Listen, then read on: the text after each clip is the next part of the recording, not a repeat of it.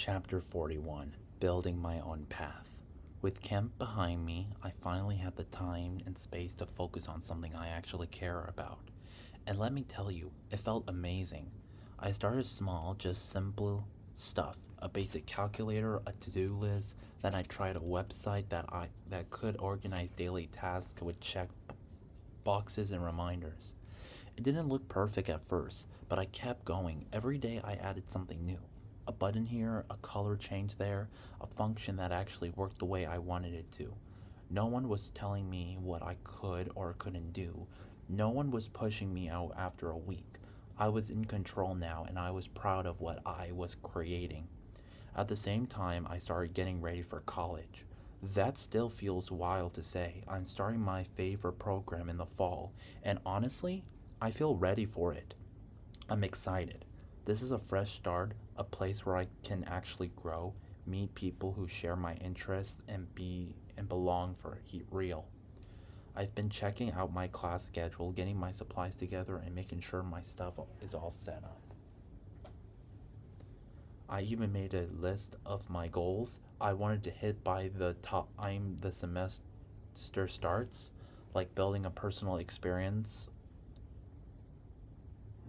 learning more deeply, and exploring more on the side. This time it's all about me. No more trying to fit into a place that didn't want me, no more waiting for someone else to decide if I'm good enough. I already know I am. I'm building my own path now with work with college and a future I get to shape. Chapter 42, A Good Goodbye. After leaving camp, I got to spend some real quality time with my sister, Hallie. We hadn't hung out like that in a while. No camp, no pressure, just the two of us. We drove around, listened to music, grabbed food, and talked about life and laughed at old memories. It felt good to be with someone who's always been in my corner. She gets me. She knows when I'm quiet, sometimes on my mind. And she doesn't push, she just knows. Hallie reminded me that even though things didn't go how I wanted it at camp, I still handled it the best I could. And she was right. I may have only worked 1 week at CYJ, but I gave it my all. I did what was asked to me. I stayed respectful and I left on a good note, even if I was frustrated inside. Now I'm all set for what really matters, college. That is where I'm headed. It's what I'm studying. I've got my supplies, my class schedule, and my mindset ready. This is the next big step in my life, and I'm walking into it with confidence, no looking back. Still, before I fully close the on CYJ, I send them one last message. Happy Father's Day, CYJ. I would love to thank the whole community for having this opportunity for me to work here for a week. This has been a great experience. This has been a great pleasure seeing you all. Hope you all have a great summer. I'll miss you all so much. It was short, it was honest, and it was enough.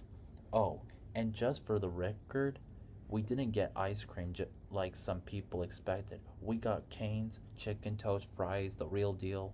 Honestly, way better than a little scoop of vanilla in a cone because it's a lot of sugar anyway.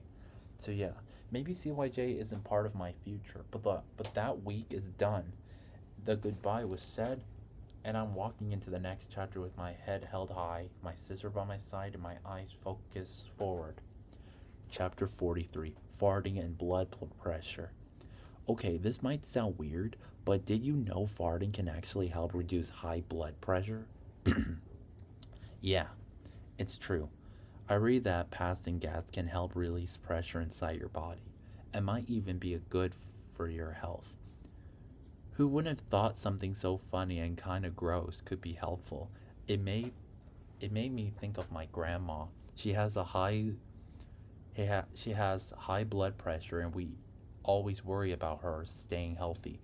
She takes her medicine and eats right. But now I'm wondering if a good old fashioned fart might help too. I mean, I'm not going to walk up to her and say, "Hey, Grandma, you should fart more." But maybe it wouldn't hurt to let her know in a nicer way. Sometimes the stuff that makes us laugh can also help us learn new things. And even if it sounds silly, if something as small as that can help someone feel better, then maybe it's not so silly after all. Chapter 44. The Midnight Messages. It was supposed to be summer, a time to relax, to breathe, to be free from school drama. But instead, we were back in the middle of it all. And this time, it wasn't just about me, it was about my friend Ava, too. It started with a voice message, then a text, then another, all coming from Emily, one after the next, piling on at 1 in the morning, when people should be sleeping, not fighting. Ava didn't even know how to respond. She told Emily is rude to me, and all I could say was, yeah, she is, because it was true, and it wasn't okay. Ava tried to show me the messages. I asked her for a screenshot. She said it was mostly voice notes, but even the top parts were rough. Things like, I'm done with you. You always wake me up. I'm definitely going to tell your dad. You better apologize now. It was so much, too much, especially from someone who always acted like she was the victim. Someone who claimed to be kind, but then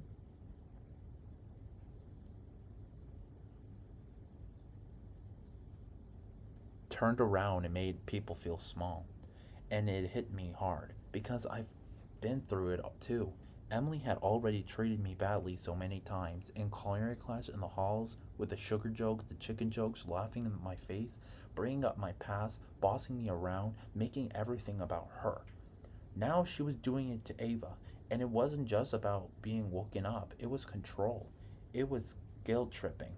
It was making Ava feel like she was the one who did something wrong when all she did was try to say hi or keep in touch. I told Ava that's not healthy, because it wasn't. Nobody deserves to be treated that way, especially by someone who says they're your friend. Ava started to shut down. She felt like she had no one to talk to. She didn't want to start drama, but she didn't want to be walked all over either, and I got it. I told her to write to Miss Leipel, not to tattle, but to protect herself, because being honest is being then staying quiet while someone else keeps hurting you. That night, I thought about everything that's happened. How Emily keeps hurting people, me, Alex, Ava, and still acts like not her fault. How she flips everything back on us. How adults sometimes don't see what's really going on and the people who are hurting get ignored. But not anymore. Not in chapter 44, because this time the truth is being told. And this time, I'm standing by my friends, the ones who feel broken, misunderstood, or alone. Emily may keep trying to act like the victim, but we know better now. This belongs to Ava, to Alex F, to me, to all of us who are tired of the drama, the lies, the pain, and are finally ready to speak up, because we deserve peace too. Chapter 45. I can't carry it anymore. I woke up the next morning with that same heavy feeling in my chest, the kind of weight that doesn't go away even after a full night of sleep, maybe because I didn't really sleep. Not fully, not peacefully, not with all the drama still spinning in my head. Ava told me she was done, and I believed her. I knew the exact kind of done she meant. Not mad, not overreacting, just tired. Tired of trying to be friends with someone who didn't treat her like one. Someone who'd sent long voice messages in the middle of the night, blaming her for things that didn't make sense. Someone who made her feel small. And it broke my heart, because I felt that way too. It's not just one thing, it's not just one person, it's everything piling up over and over. And sometimes you try to move on. But the people who hurt you keep showing up again with the same lies, the same fake promises, apologies, the same behavior that said they change. Emily made promises. She said she was sorry. She acted like she cared, but then she went right back to doing what she always did, making side comments, laughing at my face, making jokes about sugar or chicken jokes, even when me and Alex told her it wasn't funny anymore. She told me I was the one bringing up the past, but it was her using my past against me, calling me out, twisting stories, pretending like it was all in my head. I've been through four I've been through 4 years of this. I've dealt with the lies, the group chats, the moments when people gang up on me and made me feel like nothing. I've been bossed around in culinary. I've been cut in line, shoved, told to hurry up when I was already anxious.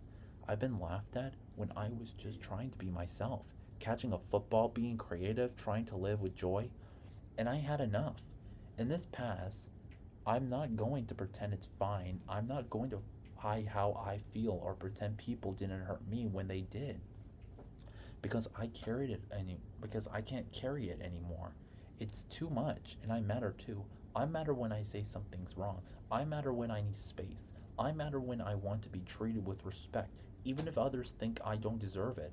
I matter even when I'm not perfect. And so does Ava, and so does Alex and Luke and everyone else who's been left behind or laughed at or talked about behind their backs. This is about truth. It's about putting the weight down and saying no more. I'm not asking for revenge, I'm asking for peace.